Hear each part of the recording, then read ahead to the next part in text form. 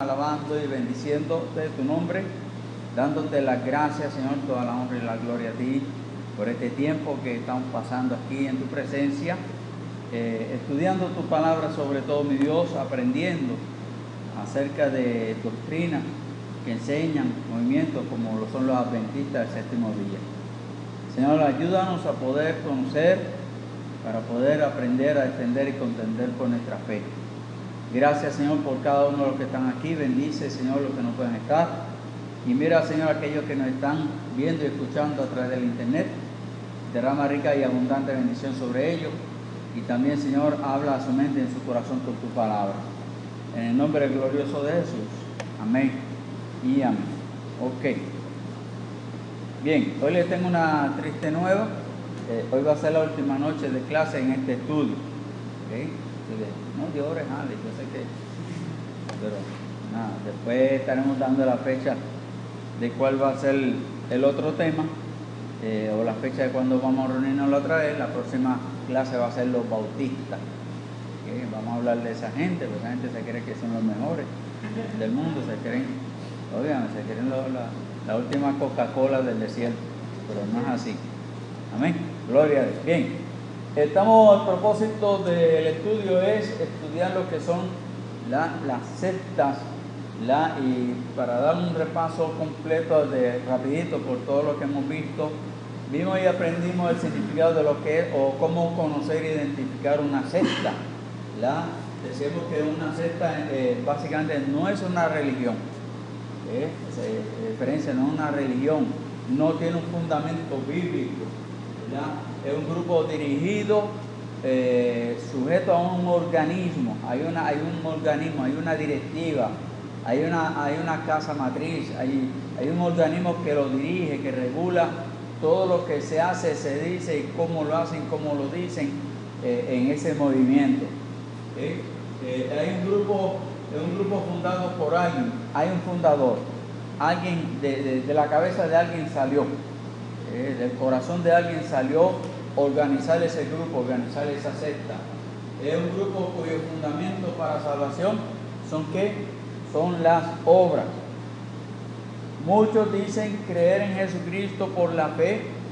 Muchos dicen reconocer a Jesucristo como Señor y Salvador. Muchos dicen que Cristo fue el que murió en la cruz, ¿verdad? Muchos reconocen a Jesucristo hasta como Dios, pero cuando a esa fe usted le añade algo, sea el bautismo, sea la congregación, o el hacerse miembro de su denominación, sea el observar algún día, algún rito religioso, alguna ceremonia, sea circuncidarse como enseñaban los judíos en el Nuevo Testamento, sea el vestir de alguna forma, el dejar de comer algo o el comer algo, o sea, cualquier cosa que nosotros le añadimos a eso, ya deja de ser la salvación por fe y se convierte en salvación por obra. ¿Sí? Salvación por obra. Cuando Pablo nos enseña allí en 1 Corintios capítulo 15, nos enseña allí, usted lo puede leer del versículo 1 en adelante, cuando él habla de cómo él aprendió el Evangelio. Él dice que yo te lo enseño tal y como lo aprendí. Y es lo que enseña de que Cristo vino al mundo, ¿verdad? Conforme a la Escritura, nació, ¿verdad? Creció, murió en la cruz, conforme a la Escritura, fue sepultado y al tercer día que resucitó. O sea, ese es el Evangelio. O sea, si hubiera que hacer algo más, aparte de afuera de creer en eso, pues entonces Pablo, allí en 1 Corintios, debió haberlo dicho.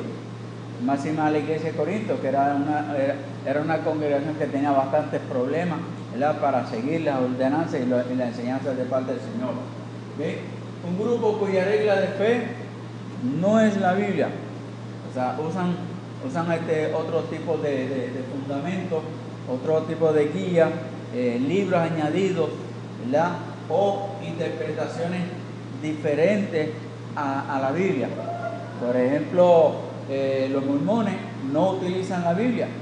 Los mormones utilizan el libro del Mormón, que son los escritos hechos por Joseph Smith, años atrás. Algún día pues veremos eso.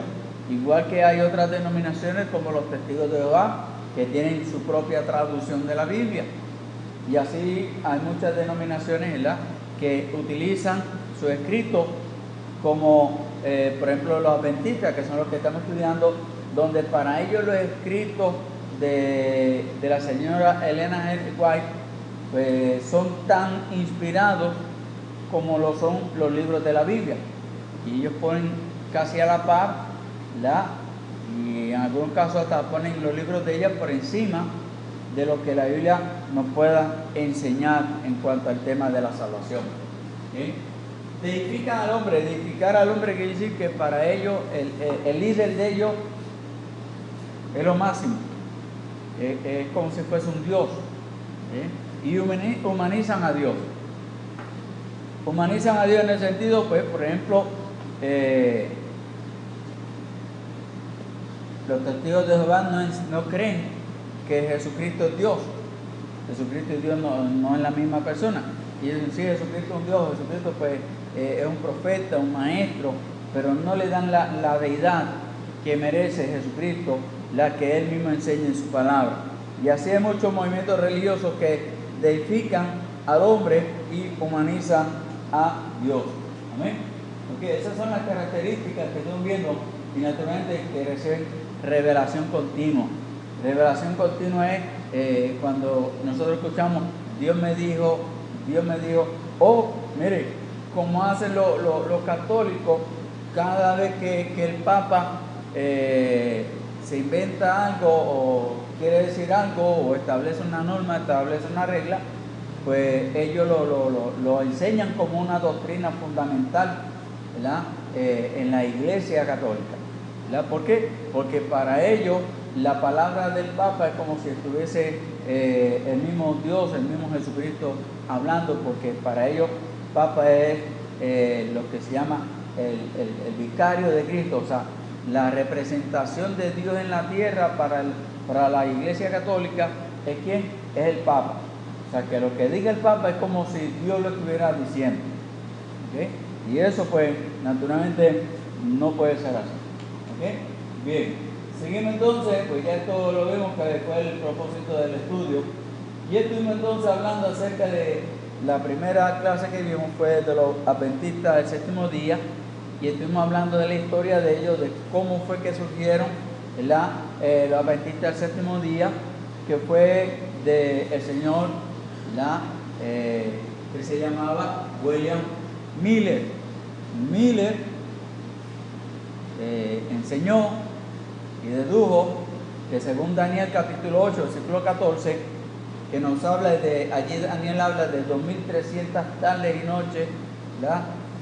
Y después de esas 2300 tardes y noches, el santuario será limpio. Y Miller entendió que eso no son días naturales, sino que son años, son 2300 años. Y él sacó un cálculo, no es preciso, no es exacto, gracias a Dios, y dedujo que fue para el 1843, pero que en el 1843 no pasó nada.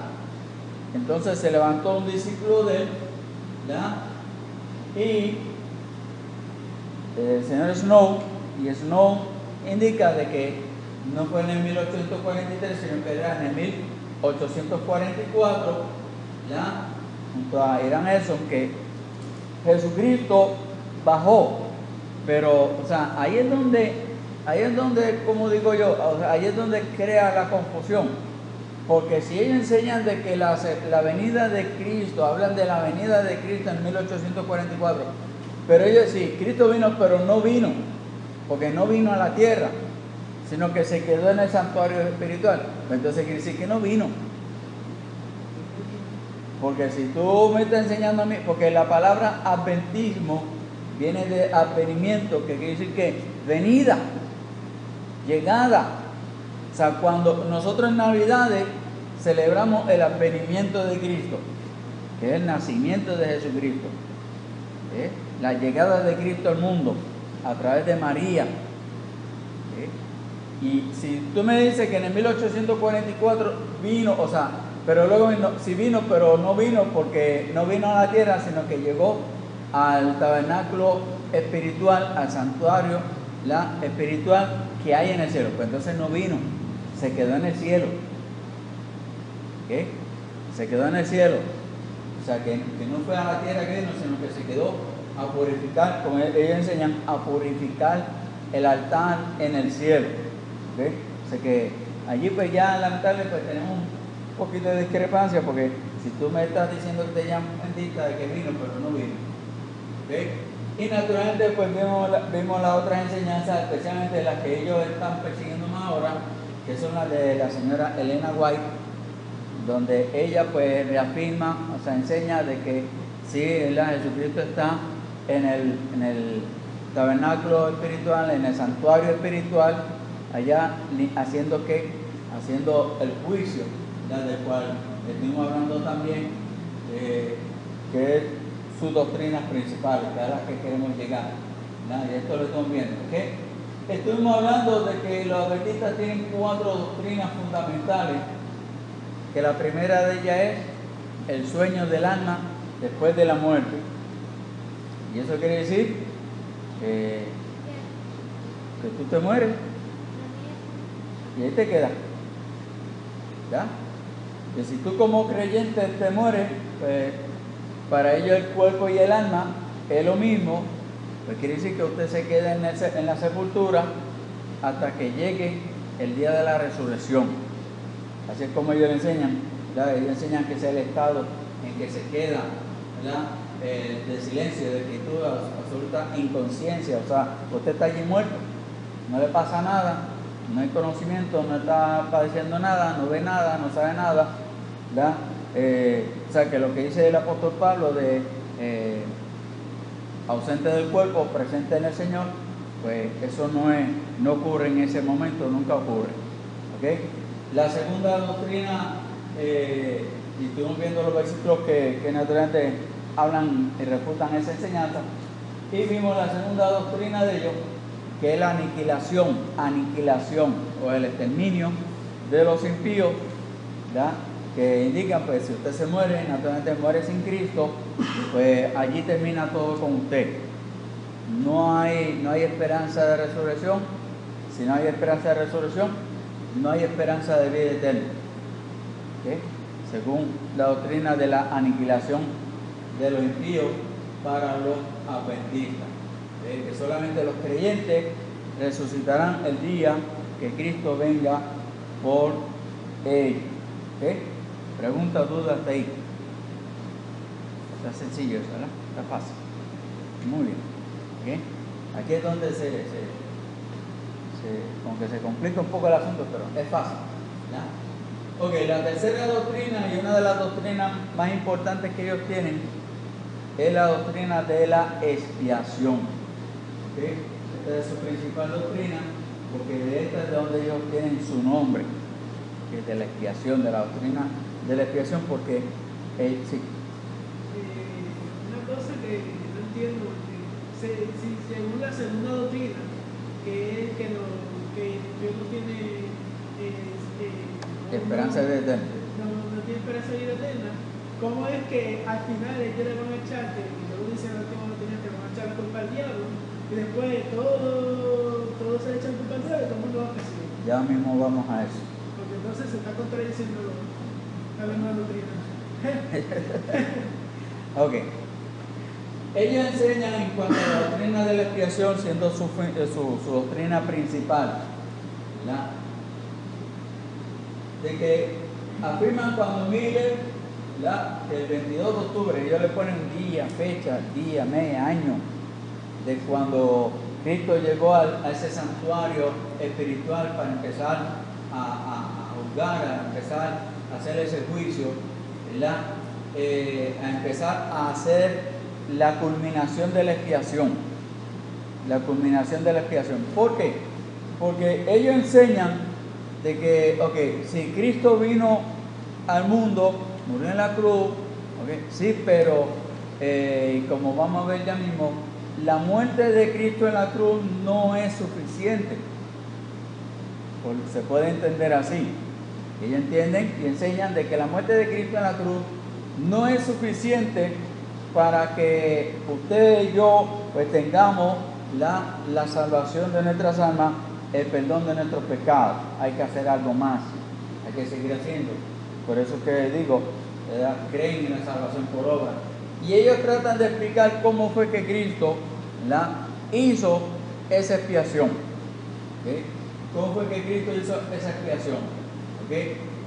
Ellos entienden de que en el 1844 comenzó ese juicio investigador, que no es otra cosa sino que Cristo está allí en el santuario espiritual, juzgando, o sea, pasando juicio sobre cada persona que dice que conoce a Jesucristo como Señor y Salvador. ¿Okay? Recuerden, los adventistas aceptan el sacrificio de Cristo en la cruz del Calvario porque con ese sacrificio Jesucristo, según la doctrina adventista, cumplió con lo que ellos llaman la ley ceremonial. Recuerden que ellos, la ley de Dios, la ley de Moisés, que es como lo llama la Biblia, ellos lo dividen en varias leyes, y una de las leyes que ellos tienen es la que se llama la ley ceremonial. La ley ceremonial era la que enseñaba sobre cómo hacer los sacrificios, cuándo tenían que traer los sacrificios, para qué eran los sacrificios, esos sacrificios de sangre, qué eran, qué significaban, para cuál era el propósito. Pues ellos dicen que cuando Cristo muere en la cruz del Calvario, ese sacrificio de Cristo en la cruz del Calvario, ese Cordero de Dios que muere en la cruz del Calvario, fue con el que cumplió Cristo, con el que cumplió Dios la ley ceremonial. Pero todavía queda la ley ¿qué? La ley moral, que es la ley que nos lleva a nosotros, nos manda a nosotros a vivir una vida, por decirlo así, a vivir una vida como en santidad. Una vida en cumplimiento de los mandamientos de Dios para poder alcanzar, completar, lograr alcanzar ese favor, como dicen ellos allí, por el arrepentimiento del pecado, y la fe en Cristo tiene derecho a los beneficios de la expiación. ¿Okay? A los beneficios de la expiación, que ya mismo vamos a aumentar un poquito en cuanto a eso, como habíamos dicho. Quedaba aún por hacer la comparación entre el lugar santísimo y el lugar terrenal en el momento de la expiación. ¿Qué ellos dicen? Como el Levítico 16 enseña que el sumo sacerdote tenía que escoger 2 machos cabríos una vez al año, y ambos machos cabríos tenían que ser presentados, uno para honrar a Dios y el otro para ser echado fuera del campamento, y ese es el que llaman, en la Biblia lo llaman Azazel. Léalo allí, Levítico 16. Ese que sacaban fuera, pues supuestamente, según ellos, representa el momento cuando Dios va a echar sobre Satanás toda la culpa y va a enviar a Satanás ¿a dónde? Al infierno, a la condenación eterna, o sea, a la destrucción eterna, y allí pues donde Él va a llevar la culpa de todos los pecados de los creyentes que están siendo, por decirlo así, recopilados, guardados en el santuario celestial que Cristo está juzgando. Un poquito tricoso, pero lo vuelvo otra vez a repetir. ¿Ok? Según los adventistas, Cristo al morir en la cruz del Calvario cumplió ¿cuál ley? La ley ceremonial. O sea que ya no hacen falta los sacrificios para salvación. Eso es cierto, eso es cierto. Ya no hacen falta los sacrificios para la salvación. Perfecto. Porque eso era lo que establecía la ley. Si usted quería tener perdón de pecado, pues tenía que presentar. Pero esos sacrificios que traían los toros y los machos cabríos antes no traían salvación. Lo que traían eran perdón de pecado momentáneo. Porque si un toro, usted lo puede leer allí en Levítico, en Hebreo capítulo 10, si la sangre de aquellos toros le hubieran podido limpiar de todo pecado, pues entonces, mira, no tendrían que seguir presentando sacrificios de toro, porque cada vez que presentaran el primero, pues ya se resolvió el problema, ¿verdad? Pero ellos tienen que presentarlo continuamente, continuamente y continuamente. ¿Por qué? Porque la sangre de los toros no traía salvación, simplemente era un requisito establecido por Dios al pueblo de Israel para, a través del derramamiento de sangre, que era lo que le agradaba a Dios, esa persona, el pueblo, podía conseguir perdón de pecado, pero un perdón de pecado como momentáneo, no eterno. Cuando Cristo muere en la cruz del Calvario, porque según ellos, pues esa ley ceremonial se cumplió, se acabó.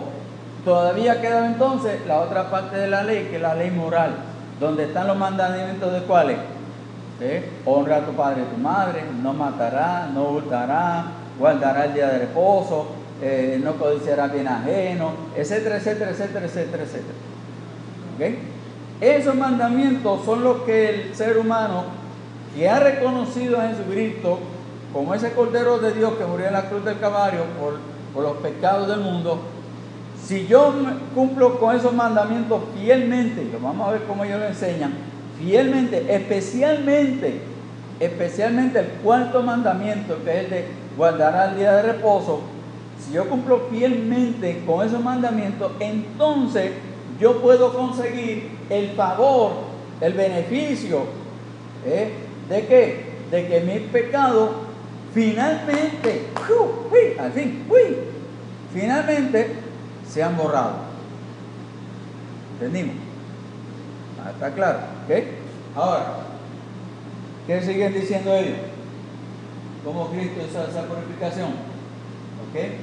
Y indica entonces, ¿verdad?, de que nadie podía salvarse a no ser que aceptara las doctrinas del santuario celestial, o sea, de que Cristo murió, pero que Él está allá arriba en el cielo, juzgando a los creyentes, velando que nosotros cumplamos con ¿qué? Con esos mandamientos de Dios, para poder nosotros complementar nuestra salvación y alcanzar al fin el perdón de todos nuestros pecados y poder morar con Dios eternamente. ¿Okay? Ahora,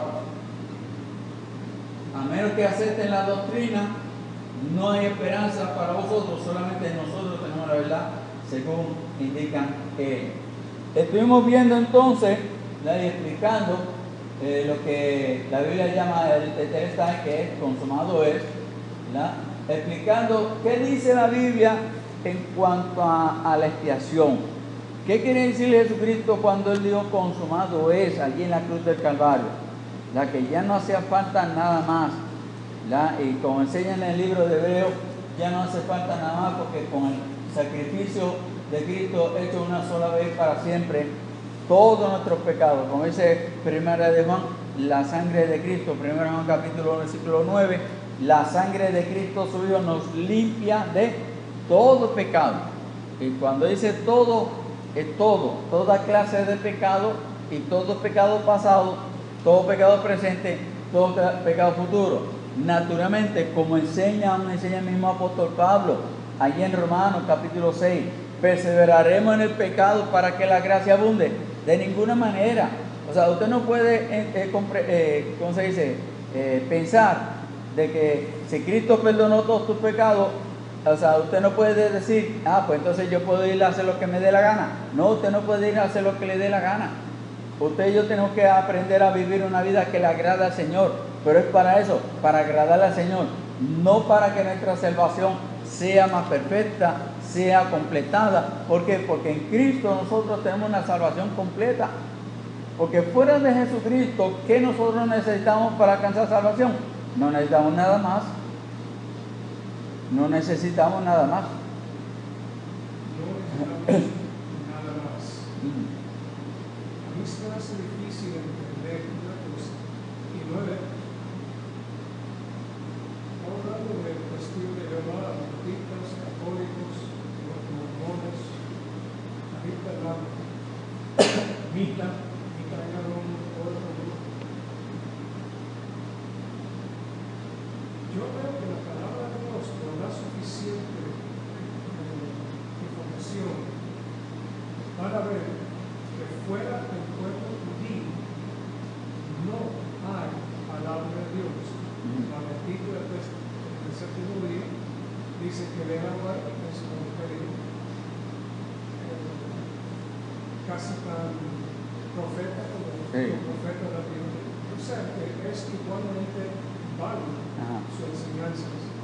Pero cuando uno va, por ejemplo, al Salmo 147, 19, 20, ahí la palabra de Dios dice que Dios ha confiado su palabra a todos los judíos, a Jacob, para ninguna otra casa o Bueno. pueblo. Entonces, yo no entiendo una cosa. ¿Cómo es que ellos, teniendo la Biblia, la misma Biblia de nosotros, que enseña ahí también en Romanos capítulo 3, primeros dos versículos, donde Pablo dice, ¿qué ventaja hay ¿Qué en diferencia? ser judío? Que la palabra de Dios fue confiado a ellos. Ellos siguen brincando fuera de la Biblia para estar haciéndole caso a una Elena White, a un José Smith, Sí. porque todo esto explica lo que las locuras de ellos, locuras que salen de unas visiones que en algunas personas son causadas por drogas, otros por golpes, otros por enfermedades. Pero el asunto es, si la palabra que dice, no hay palabra de Dios fuera de los judíos, los 12 tribus de Israel, los 12 apóstoles de Jesús, pues mira, ¿para qué hacerle caso a esta gente? Y para mí es fácil cortarlo ahí, algo así. Porque digo, mira, la palabra que dice que Elena White no fue profetisa. Y de hecho lo cuento en la familia, en otro, pero cuando ellos escucharon ya esa palabra de que la Biblia no dice, no añade ni quita ni palabra. Y esa es la pena, mi gente, o sea, y es por eso, como digo, Judas en el versículo 3 nos invita a nosotros a que nosotros tenemos que aprender a contender por la fe. Ahora, ¿pero de qué fe él habla allí? Bueno, él habla de la fe de los apóstoles.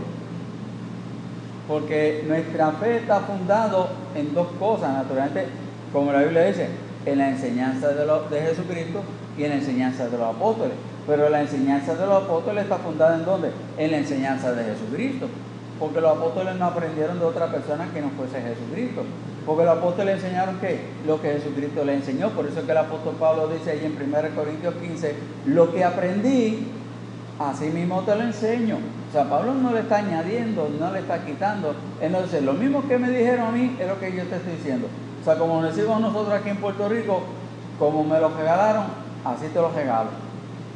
¿Eh? O sea, ahora, y la misma Biblia nos enseña, o sea, nosotros tenemos que tener cuidado porque el problema está en esto. Fíjese, el problema está en esto. Si nosotros nos vamos al Génesis y toda la culpa, pues mire, el problema está en nuestra naturaleza pecaminosa. ¿Por qué? Cuando Dios creó a Adán y a Eva, Dios los creó a su imagen y semejanza.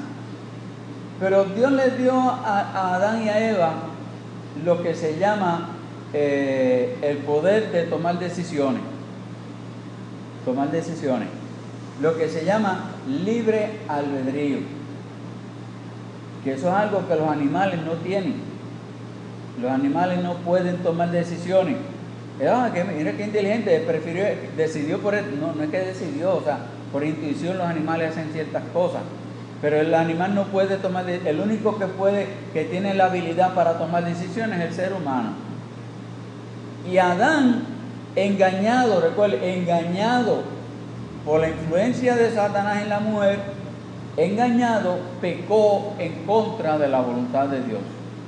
Él mismo tomó la decisión. Lamentablemente, esa naturaleza ha pasado a toda la humanidad. Si usted lee la Biblia, usted va a encontrar que el hombre ha preferido tomar su propia decisión, ¿verdad? Y decir, bueno, Señor, eso es lo que tú opinas, pero yo opino. Eso es lo que tú dices, pero yo creo. ¿Sí? O sea, ¿qué dicen los adventistas? Mire, o sea, los adventistas enseñan de que no hay, de que no hay una condenación.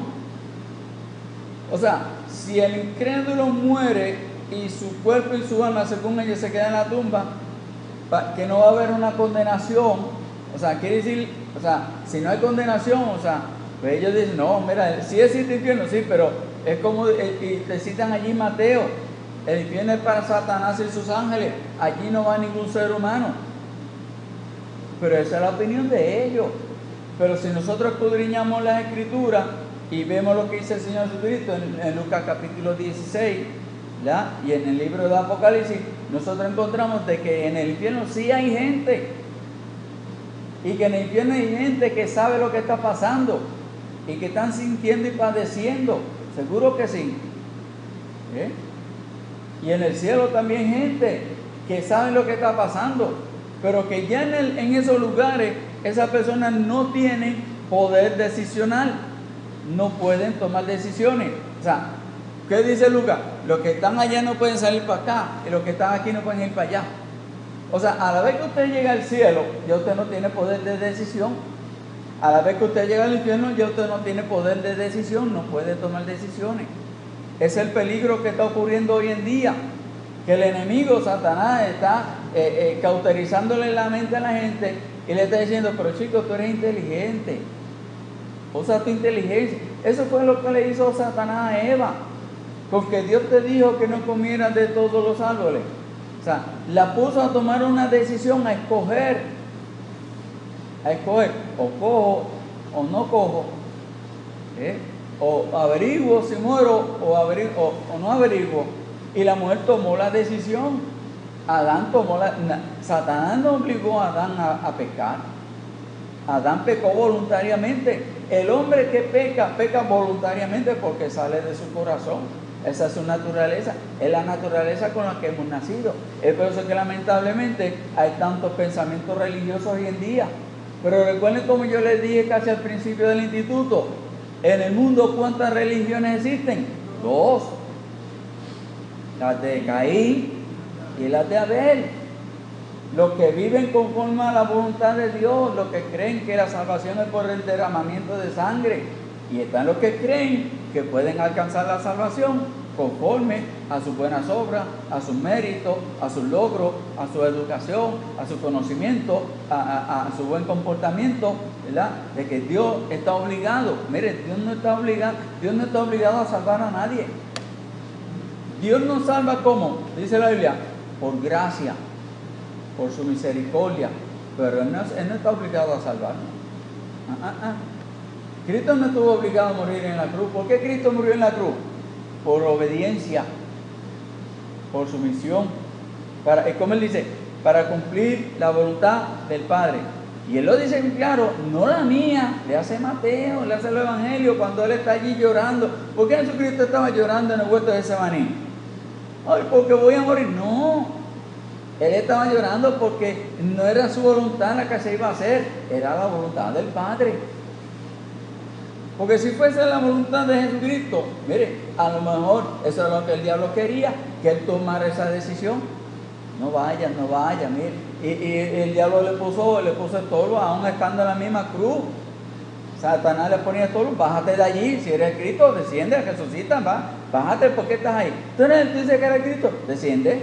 ¿Quién es el que está poniéndole las palabras a la gente en la boca? Es Satanás. Es Satanás. Y el ser humano lamentablemente toma decisión. Yo creo en esto, aquí me dice azul, pero sí, pero es un azul clarito. Es mi decisión. La Biblia dice que es rojo, sí, pero es un rojo tirando para vino. La Biblia dice que es blanco, sí, pero yo lo veo gris. Y como yo lo veo gris, pues es gris. Y lamentablemente se encuentra con otro, ¿verdad?, casi o más ignorante que él. Y él le dice, mira, ¿verdad que esto es gris? ¿Verdad que se ve como gris? Y él dice, sí, yo veo como gris. Ahí dice blanco, pero eso es en el antiguo. Eso es en aquella gente que no sabían distinguir los colores. Entonces te tiran con ese asunto. Y lamentablemente llegamos a eso, de que hay muchos pensamientos, unos jalan para aquí, otros jalan para allá, y encontramos esas diferencias, lo que llaman diferencias de opinión. ¿Que hay que respetarla? Sí, pero también hay que respetar la opinión de Dios, que es la que vale, es la que cuenta. Amén. ¿Y cuál es la opinión de Dios? Que todos somos pecadores y que por cuanto todos pecaron están destituidos de la gloria de Dios. Y que por amor a nosotros, Cristo murió en la cruz del Calvario para dar a nosotros ¿qué? El perdón de todos nuestros pecados y limpiarnos de toda maldad. Como dice el primer hermano. Amén. Ok. Estamos viendo lo que es, según la Biblia, lo que es la expiación. ¿Ya? nosotros tenemos 3 de ellas, pero sigamos acá, ¿okay? Y llegamos a la segunda parte o a la cuarta doctrina de los adventistas, que es el séptimo día. ¿Okay? Los adventistas, recuerden, sus 4 doctrinas fundamentales: el sueño del alma después de la muerte, la aniquilación de los impíos, la expiación, que todavía no ha terminado, por parte de Cristo, y el séptimo día. Ahora, dice, no es el adventismo significa llegada, sino del séptimo día. En una de sus visiones, la señora White vio el arca del cielo, pues inevitablemente tenía que existir también un arca en el arquetipo celestial del tabernáculo terrestre. En ella pudo ver 2 tablas de piedra que contenían los 10 mandamientos. Según los contemplaba, pues resaltaba de ellos, ¿cuál? El 4.º mandamiento, que es: guardará día de reposo. ¿Okay? Vamos al libro de Éxodo, un momentito allí, capítulo 20.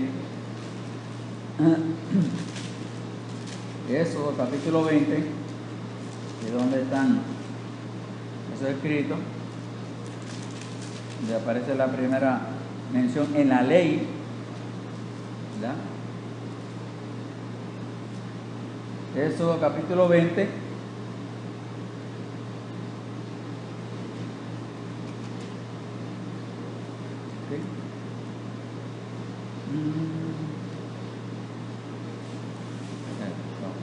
Con razón no lo leí, estoy en Génesis, ¿no?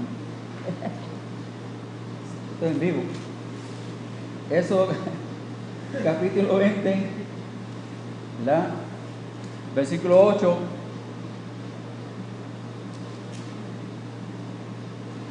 Bien. ¿Qué dice la Biblia ahí? Dice: acuérdate del día de reposo. ¿Para qué?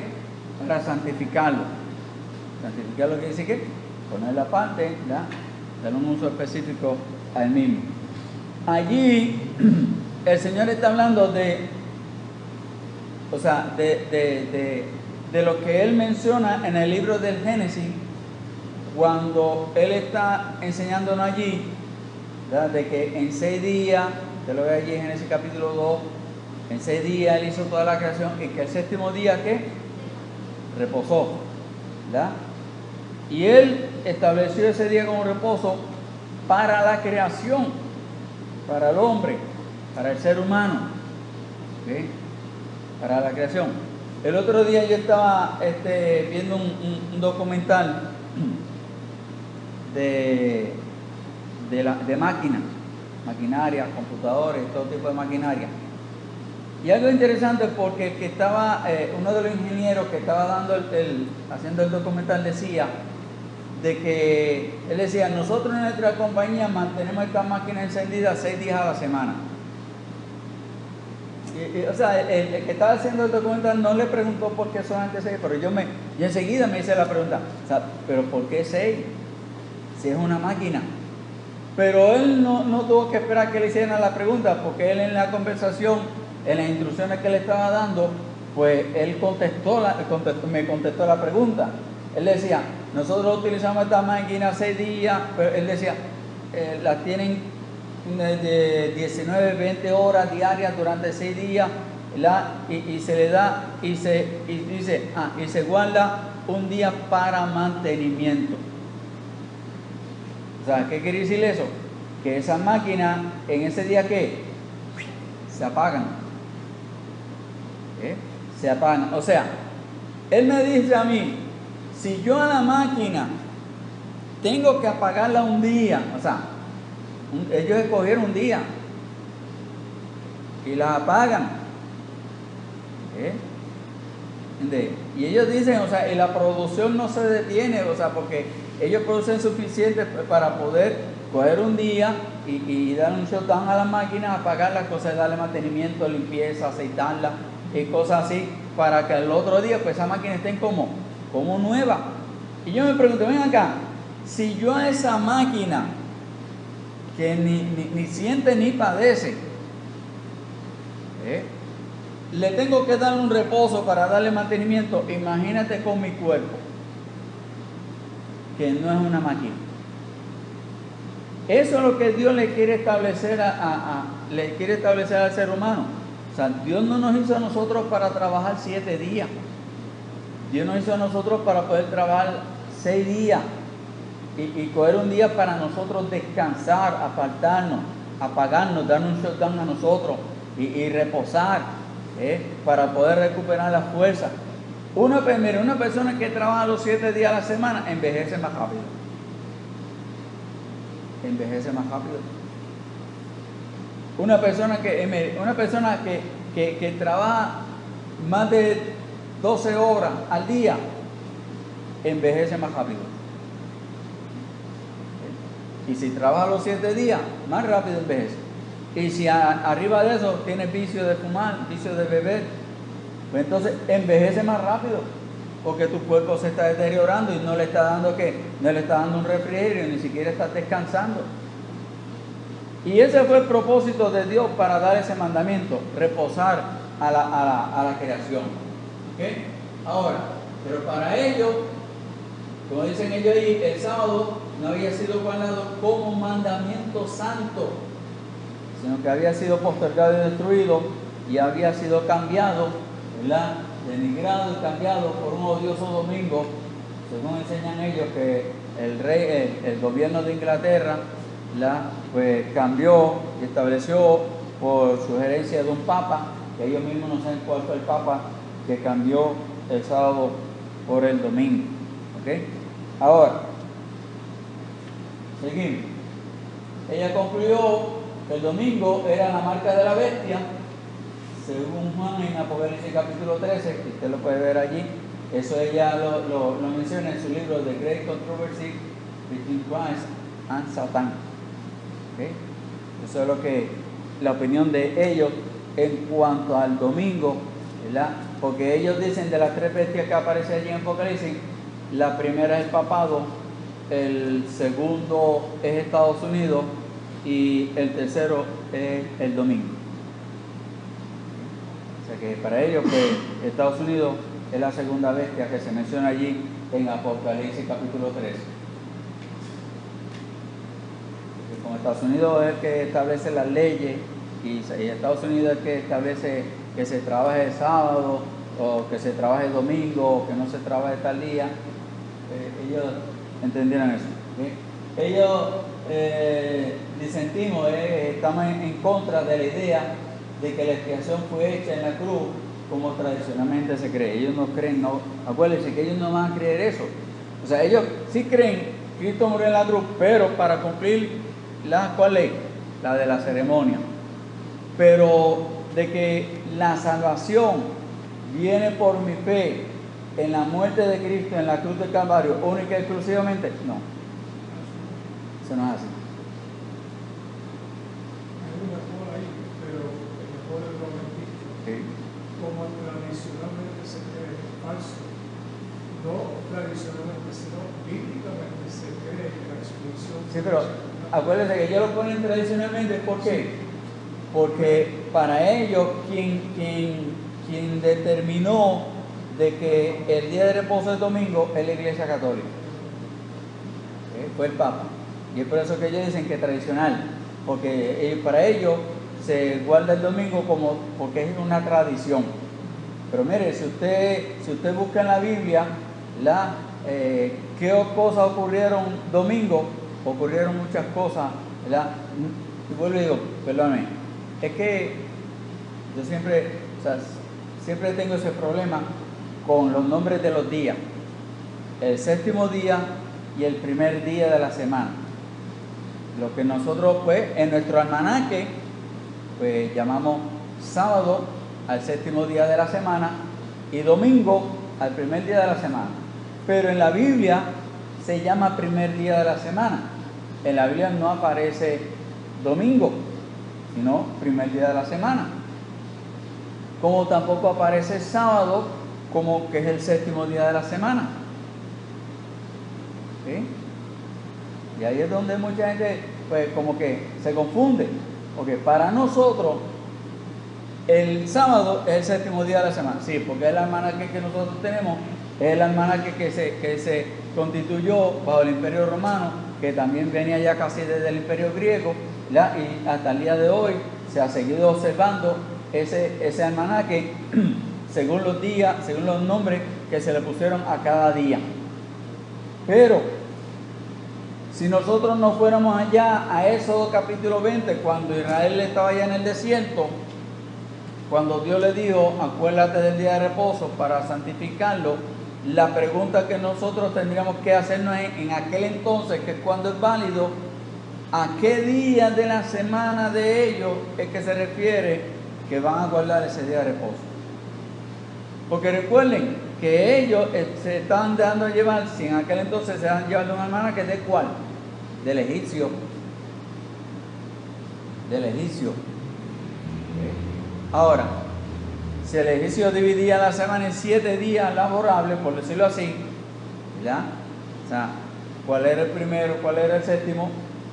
O sea, yo no puedo decir que al que yo llamo séptimo hoy en día sea el mismo que ellos llamaban séptimo en aquel entonces. Que el primer día de la semana, que yo llamo hoy en día domingo, sea el mismo primer día de la semana que ellos llamaban en aquel entonces. Porque en la Biblia, usted busca en el Nuevo Testamento, cuando se habla de ese tema, se dice el primer día de la semana. El primer día de la semana fue cuando Jesucristo resucitó. El primer día de la semana. Ah, ¿fue domingo? No, fue el primer día de la semana. Fue el domingo. Bueno, según el almanaque de nosotros sí, pero según la Biblia fue el primer día de la semana. ¿Me entienden? ¿No entendimos? Es fácil, ¿verdad? Cuando Jesucristo se apareció a los discípulos la primera vez, fue el primer día de la semana. 8 días después dice que se le apareció estando Tomás allá con los discípulos. ¿Cuándo fue? 8 días después, el primer día de la semana. No dice el otro domingo, dice 8 días después, el primer día de la semana. ¿Cuándo fue Pentecostés? 50 días después de la ascensión de Jesucristo. ¿Qué fue? ¿Qué día? Primer día de la semana. Si usted ve en la Biblia todas las enseñanzas que aparecen allí, usted va a encontrar que la iglesia en aquel entonces se congregaba ¿cuándo? Primer día de la semana. O sea, no quiere decir que, pues entonces, no, nosotros lo que observamos es el primer día de la semana porque fue el día en que Jesucristo resucitó. Fue el día en que Jesucristo ascendió a los cielos. Fue el día en que llegó, fue el día en que llegó el Espíritu Santo, el día de Pentecostés. Fue un primer día de la semana. Que si se llama domingo, como si se llamara martes, como si se llamara miércoles. Olvídese del nombre. Lo importante es lo que ocurrió y nosotros observamos y guardamos y reverenciamos el evento que ocurrió ese día. Y además, como la Biblia enseña, mire, nosotros no somos salvos por guardar un día, nosotros somos salvos por la gracia y la misericordia y la fe en Jesucristo. ¿Okay? Ahora, ¿qué siguen diciendo ellos? Que la sangre de Cristo, ¿cuándo se derramó la sangre de Cristo? En la cruz del Calvario. En la cruz del Calvario. ¿Y qué dice la Biblia? ¿Cómo es que se obtiene el perdón de pecado? Por derramamiento de sangre. ¿Ya? La sangre de Cristo, si bien tenía que liberar de la condenación de la ley, pero mire cómo ellos dicen de la ley, pero ellos a lo que se refieren de cuál ley, de la ley de la ceremonia. ¿Sí? De la ley al pecador arrepentido no tenía como misión, o sea, no, el propósito de que Jesucristo derramara su sangre no era, por eso que dicen, no tenía como misión la de cancelar el pecado. O sea, que para ellos la muerte de Cristo en la cruz del Calvario es igual que la de cualquier toro que murió allá en el tabernáculo en el desierto, cuando el pueblo de Israel estaba vagando y andariando en el desierto por 40 años. Es lo mismo, según ellos. ¿Por qué? Porque ellos dicen que sí, ok, la sangre de Cristo sí bien tenía que liberar de la condenación de la ley al pecador arrepentido, pero no era el propósito, como misión dice ahí, la de cancelar el pecado. pues este había de permanecer como testimonio. ¿Qué había de permanecer como testimonio en el santuario? El pecado. El pecado. Es por eso que Jesucristo está en el santuario espiritual, haciendo ese juicio a ver si tú te mereces o no te mereces, ¿ya?, el beneficio de la expiación final por parte de Jesucristo. ¿Okay? Ellos dicen ahí, es muy importante, no tenía como misión la de cancelar el pecado, pues este había de permanecer como testimonio en el santuario hasta la expiación final. Eso ellos lo identificaron en el libro Patriarch and Prophet, edición de 1908. Eso fue el otro día, cuando tú naciste. 1908. ¿Okay? En la página 357 lo pueden encontrar. Ahora, siguen diciendo todo lo que ellos enseñan en cuanto a la expiación de Cristo. Es lo que estamos hablando. Porque la expiación de Cristo, o sea, la expiación y el séptimo día son las dos doctrinas fundamentales de ellos, lo que pesa de ellos, porque Cristo murió, sí, pero está en el santuario espiritual esperando a ver si usted cumple con la salvación del séptimo día para poder así usted alcanzar esa salvación final. Si usted no cumple con el observar el séptimo día, usted no alcanza salvación. Ahora estamos viviendo, según ellos, estamos viviendo en el gran día de la expiación, o sea, en el gran día de la expiación, porque es cuando Cristo está haciendo ese juicio, está evaluándonos, está viendo, está apuntando a ver quién de nosotros estamos cumpliendo con los mandamientos de Dios para la salvación. Él dice, aquellos que deseen que sus nombres permanezcan en el libro de la vida, deben ahora, en los pocos días que quedan de su prueba, afligir el alma delante de Dios por un sincero pesar por el pecado y un verdadero, debe decir verdadero, arrepentimiento. Verdadero arrepentimiento. Usted tiene que demostrar que verdaderamente se ha arrepentido. ¿Qué siguen diciendo ellos? ¿Sí? Es por los méritos de su sangre derramada, dicen ellos. Es por los méritos de su sangre derramada que asegura el perdón y remisión de pecados de todos aquellos que con arrepentimiento acuden a él. Hasta ahí, miren, si le damos hasta ahí, eso es correcto, ¿verdad? Nosotros somos perdonados, nos arrepentimos, Cristo nos perdona, y nos perdona ¿cómo? Por su sangre, porque su sangre, dice la Biblia, nos limpia de todo pecado, ¿verdad? Si lo que dejamos allí, perfecto, bien, correcto, pero no se queda ahí, lamentablemente sigue diciendo, ese I que está ahí, es lo que mata la situación. ¿Okay? Porque usted puede tener una oración completa, pero a ver que usted le cambie una palabra, puede ser, con que usted cambie una palabra en una oración, la puede convertir en falsa, la oración. ¿Okay? Alex es feo. Alex no es feo. Ese no cambia por completo la oración, porque de una verdad lo cambia a una mentira. Ya, ese es un ejemplo nada más. Ahora, mire, o sea, eso es lo importante, mire, es por eso que uno tiene que examinarlo y verlo todo así. O sea, porque ese I que está ahí, dice ese I, el desempeño final de su ministerio como sacerdote, antes de tomar posesión de su trono real, realizará la gran expiación. O sea que esa gran expiación todavía no ha ocurrido. Todavía no ha ocurrido. O sea, de que eso de que Cristo murió en la cruz del Calvario una sola vez para siempre, no. Eso, okay. ¿Para perdón? No es para perdón de pecado. Eso es lo que ellos dicen.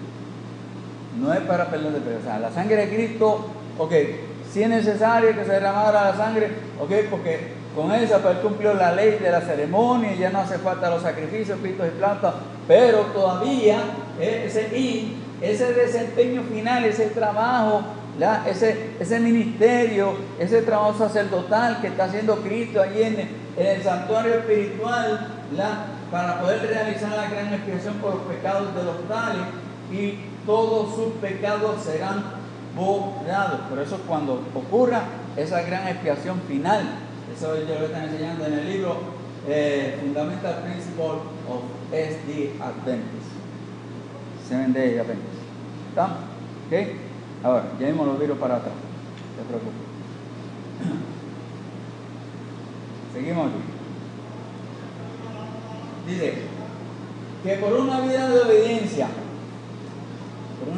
obediencia, perfecta, mire, Jesucristo llegó a la cruz y vivió una vida de obediencia perfecta. Eso es cierto.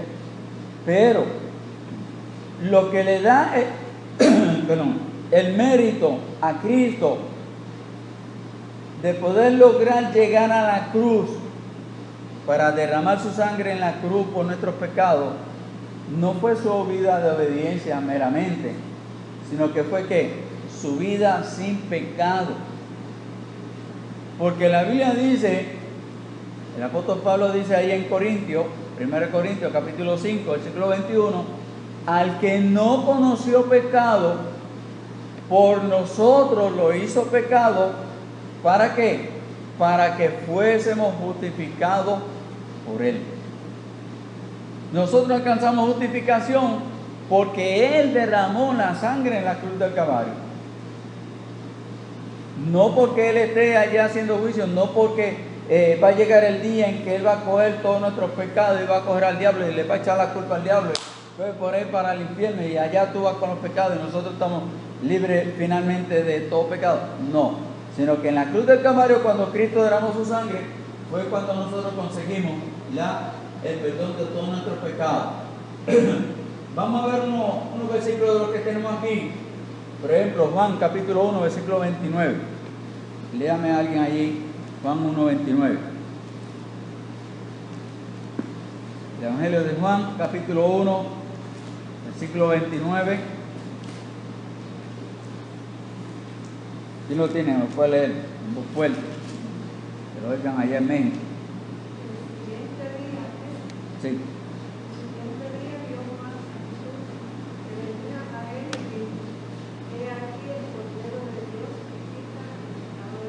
Amén. Mira lo que dice ahí. Cristo es quien, el Cordero de Dios, ¿okay? El sacrificio. Y dice que quita. Allí dice quitar en el término de que se va y no vuelve, de que no tiene retorno, de que no va a ser considerado otra vez, de que no se tome en consideración jamás, de que lo borra para siempre. ¿Sí? Por eso que dice ahí que quita el pecado de ¿quién? Del mundo. No es que Cristo va a quitar el pecado del mundo y que aquí en el mundo ya no hay pecado, como algunos creen por ahí. Ya aquí en el mundo no hay pecado, porque Cristo quitó el pecado del mundo. Dice que aquí nosotros podemos hacer lo que nos dé la gana. Eso no es así. Cuando dice allí es que en ninguna parte, de ninguna otra manera y por ninguna otra persona se puede obtener el perdón de pecado que no sea por Cristo. Por eso es que Él puede decir,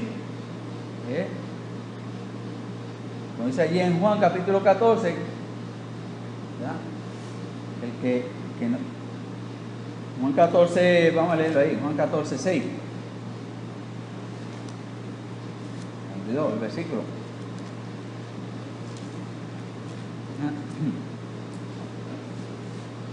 Yo soy la verdad, la vida. ¿Ya? Yo soy el camino, yo soy la verdad y la vida, dice Jesucristo.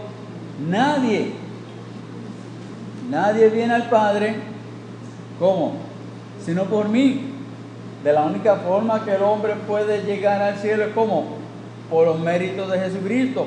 ¿Y cuáles fueron los méritos de Jesucristo? Una vida sin pecado, una muerte en la cruz del Calvario, murió bajo la ley, murió ¿cómo dice? En la maldición de la ley.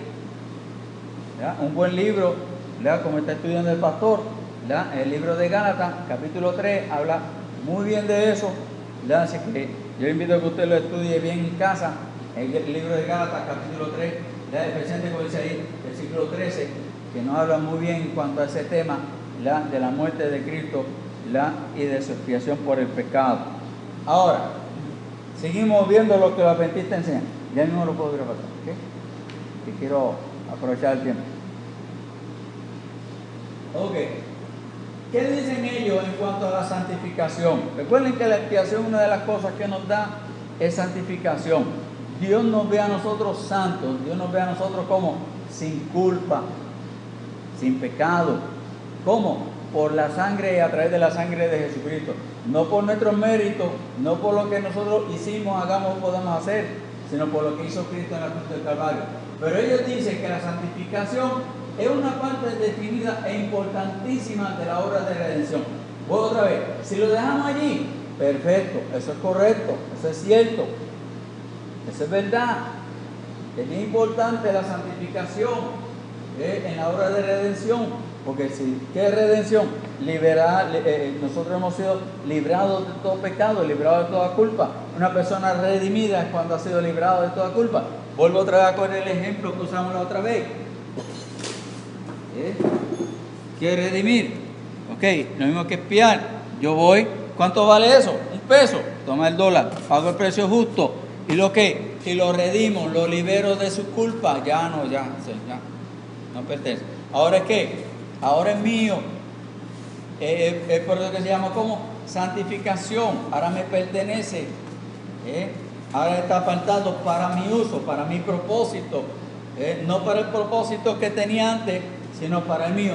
No para el propósito que le pueda dar Alex o César, sino el mío. Y va a cumplir mi propósito, va a cumplir mis mandamientos, va a vivir agradándome a mí. Si no vive agradándome a mí, yo como dueño, pues tengo la potestad de ¿qué? De deshacerlo, de quitarle la vida. Seguro que sí. Pero soy misericordioso y muestro misericordia y gracia. Y le ayudo y mando mi espíritu a él, para que sea mi espíritu quien lo guíe, sea mi espíritu quien lo corrija, y mi espíritu va a utilizar mis palabras para corregirlo, para enseñarlo, para instruirlo, para que esa persona crezca y sea perfecta, sea agradable para hacer la obra. Yo quiero que tú aquí cargues hielo, aquí me va a ser limpio, está capaz, me va a servir para lo que yo quiero. Eso es remisión. Hemos sido redimidos de todo pecado. El verdadero, ahora mire lo que dice aquí, el verdadero sábado de Dios. ¿Cuándo? Según ellos, el séptimo día de la semana es lo que ellos llaman el signo manifiesto de la santificación. Y vamos allí a Éxodo capítulo 31. A ver qué dice Éxodo 31, versículo 13. Éxodo 31, 13. Alguien que lo tenga me lo puede leer. Éxodo 31, 13. ¿Lo tiene? Sí, a ver.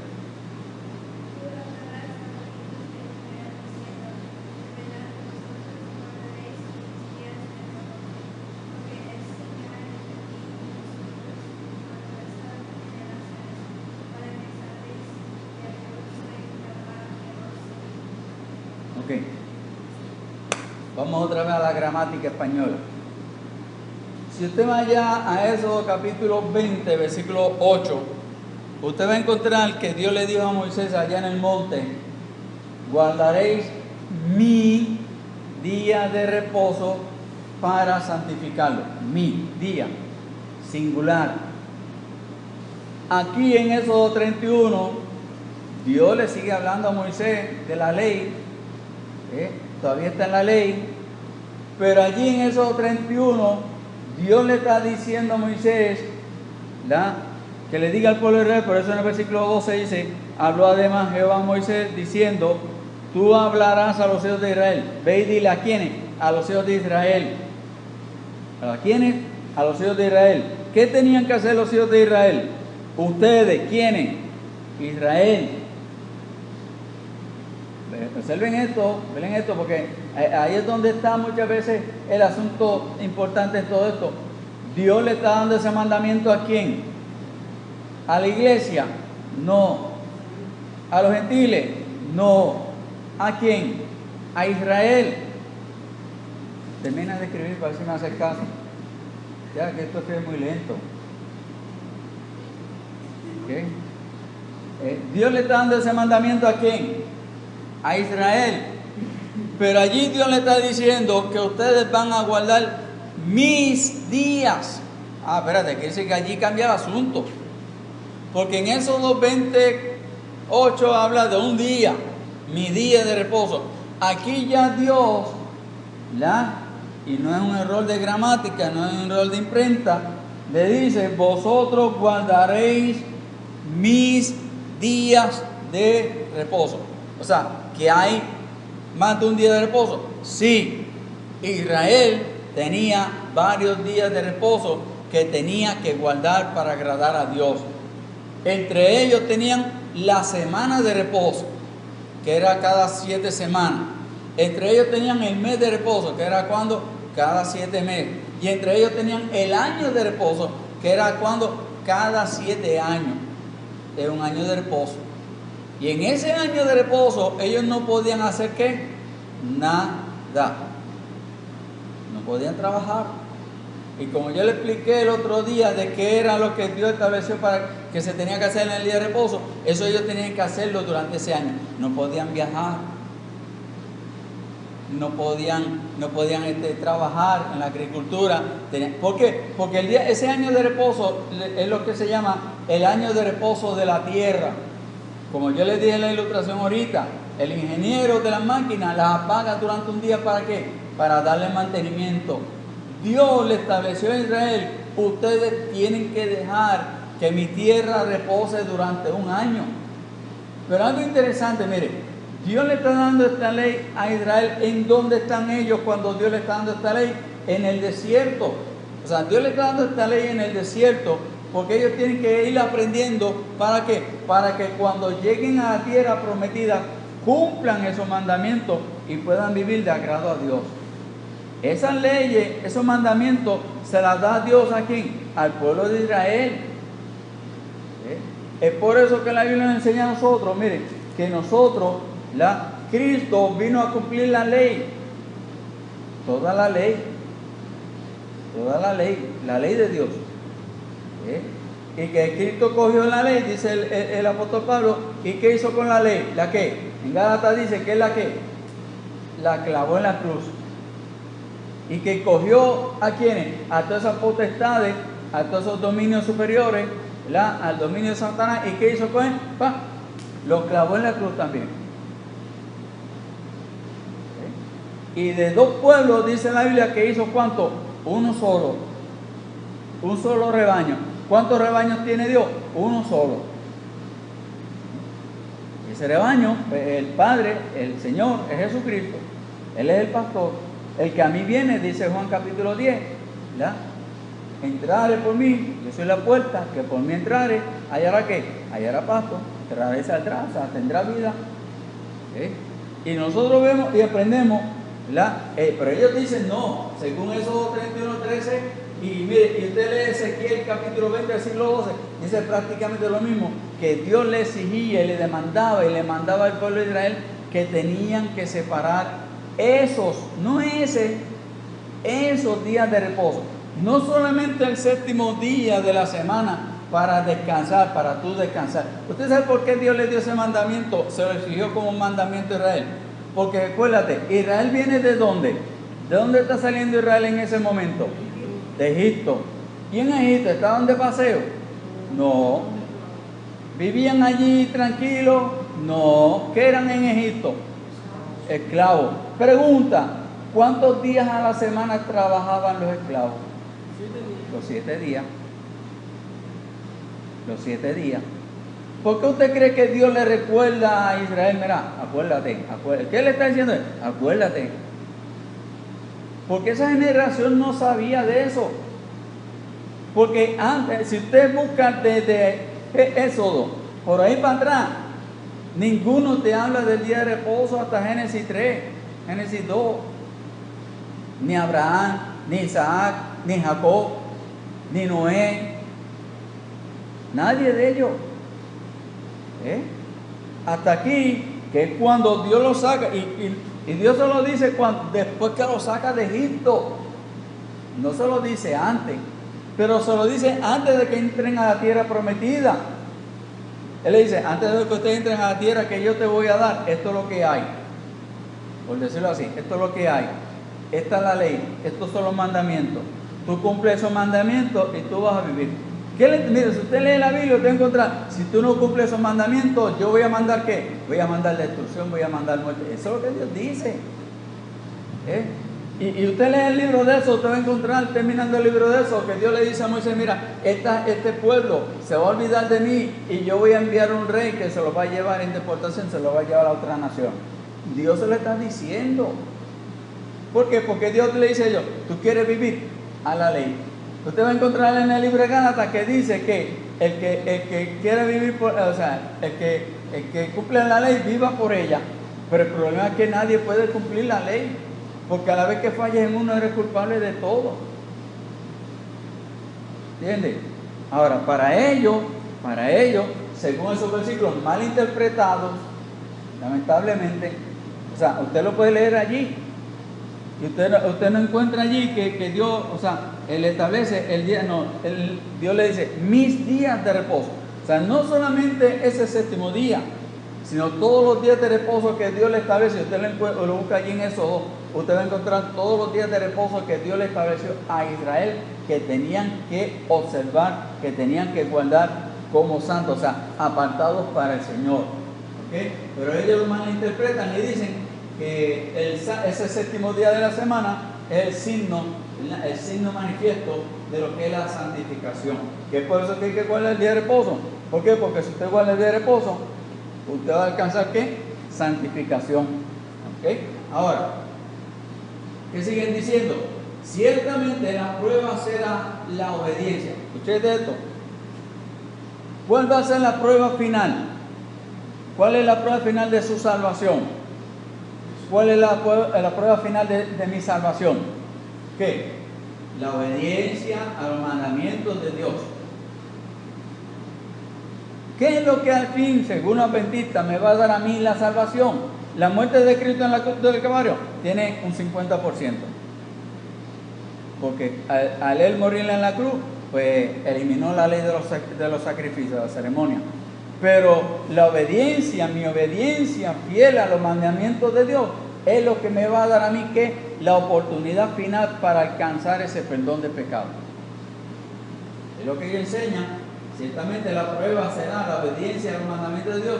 Es necesario acercarnos a la prueba final, a ese momento final. Recordar que Dios recompensará con justicia. Por tanto, ¿qué dicen ellos? Si somos fieles hasta el fin. Si somos fieles hasta el fin, si somos capaces, de los sacrificios por mantener nuestra lealtad a Dios, ¿qué dicen ellos? Nos despertaremos. Allí habla de qué? De la resurrección. Nos despertaremos, cuando venga el momento de la resurrección, nos despertaremos a su melodiosa voz. La Biblia no dice que sea melodiosa, dice que con trompeta de Dios, con voz de arcángel. No dice que es una voz melodiosa, sino que va a ser una voz de mando, con un grito, que nos van a despertar. Esa melodiosa voz que nos dirá, bien buen siervo y fiel. Ahí están mal citando el versículo, ¿verdad? De la parábola. Bien buen siervo y fiel, en lo poco fuiste fiel, en mucho te pondré. ¿Ya? Ese es el versículo que están mal citando. Entonces ellos dicen, este es el premio. Miren lo que ellos dicen. Es el premio. ¿Qué es un premio? ¿Cuál es la diferencia entre un premio y un regalo? Que para un premio usted tiene que esforzarse, hacer algo, prepararse. Tú quieres ese premio, pues tú tienes que terminar primero en la cajera. tú tienes que ganar el juego, tú tienes que ganar el campeonato. Entonces, si tú quieres ese premio, tú tienes que hacer algo, tienes que hacer algo. Por eso es un premio.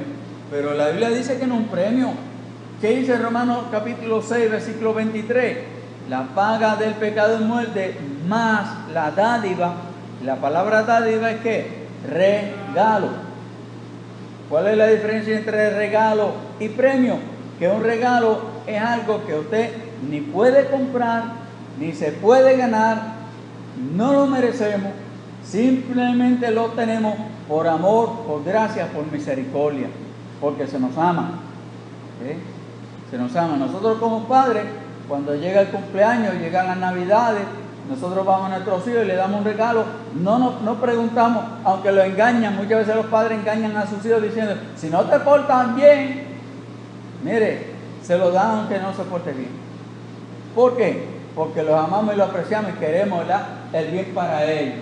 Pero ellos dicen que este es el premio, ese es el premio, de lo que satisfactoriamente, ahí hay un, ya, me pasa, pasen que la prueba final. ¿Ah? ¿Cuál va a ser su premio cuando usted pase la prueba final? Al fin, estoy sudado, la Diana decía, llegué, le gané a Alex. Para ellos la salvación es un premio. Para ellos la salvación es un premio que usted tiene que ganárselo. ¿Cómo usted se lo gana? Tiene que guardar el día de reposo, tiene que cumplir los mandamientos. Por eso el énfasis en ellos aún hasta en la salud, en la medicina. Usted tiene que cuidar su cuerpo, usted tiene que evitar, envenenar su cuerpo, la dieta, la comida y todas esas cosas, haz el bien. Es por eso que la doctrina adventista tiene tantos programas civiles, que si club de esto, que si club de aquello, que si lo otro, que si para aquí, si para allá, porque ellos necesitan mantener su gente ocupada para poder cumplir los mandamientos, porque si no cumplen los mandamientos no obtendrán el premio.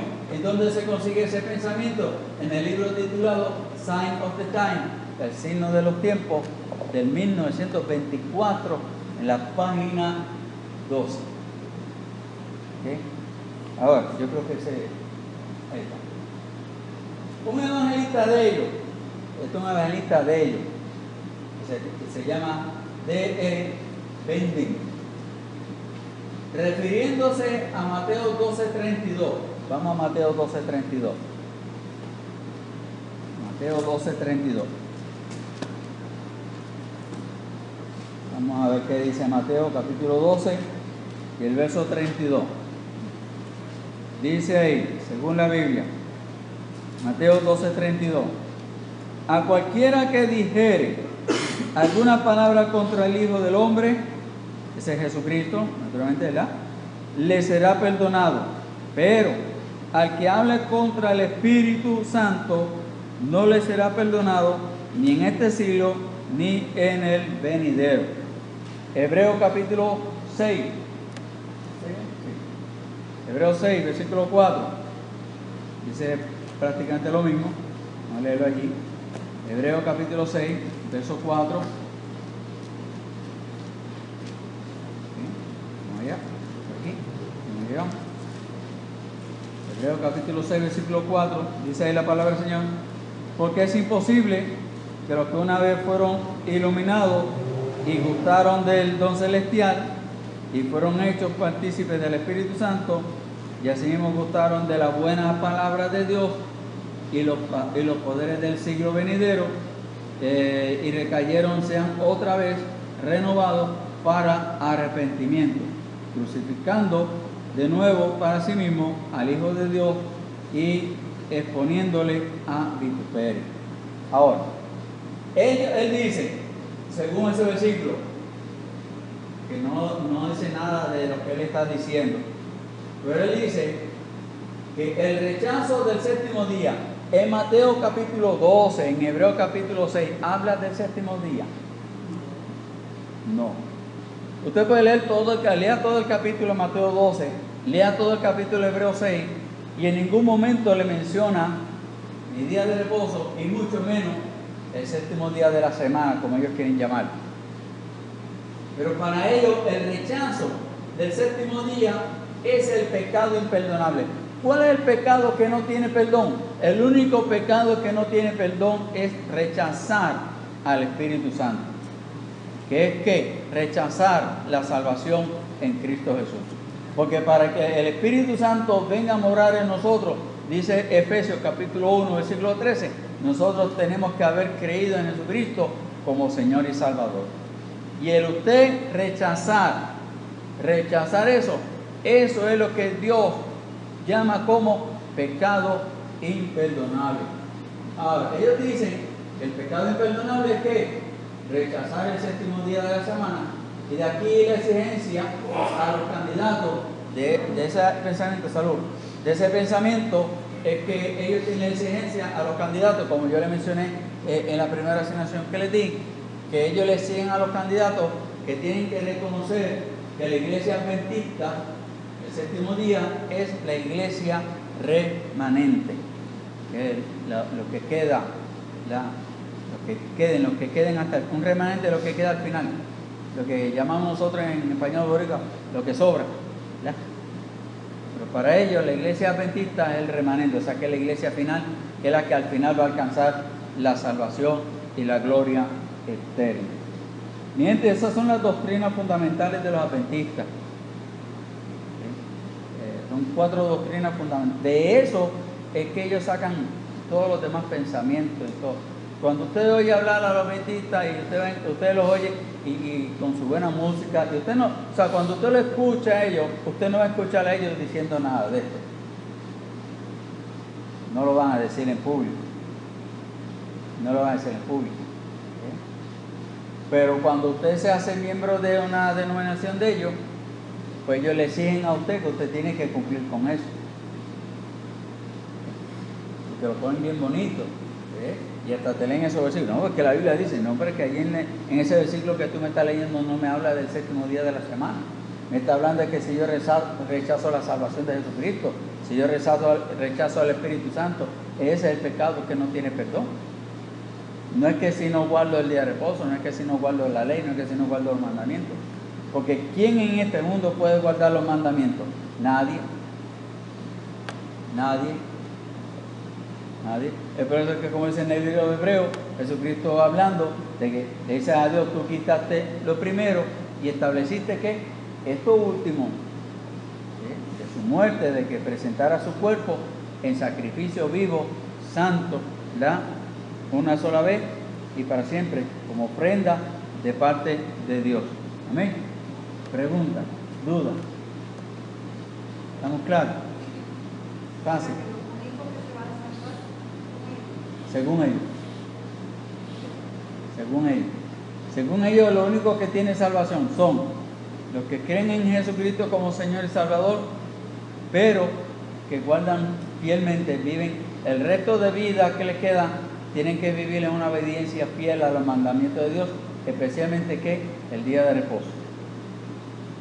Tienen que guardar el día de reposo, porque si no guardas el día de reposo, ya perdiste la salvación. Tú puedes ser la mejor persona del mundo, puedes hacer las mejores obras del mundo, puedes ser la persona más dadivosa, puedes ser la mejor madre, la mejor esposa, la mejor hija del mundo, el mejor ciudadano del mundo, pero si no guardas el día de reposo, sentido por usted, ahí se queda. ¿Amén? Y si no, pues, y si te mueres, y eso como Jesucristo es el que le está juzgando, pues entonces, pues mira, chicos, tú hiciste todo bien, pero como no guardas este reposo, te quedas ahí en la tumba, que es la aniquilación final de los impíos. ¿Por qué? Porque cuando llegue la obra final, el juicio final, ¿qué es lo que va a hacer Jesucristo?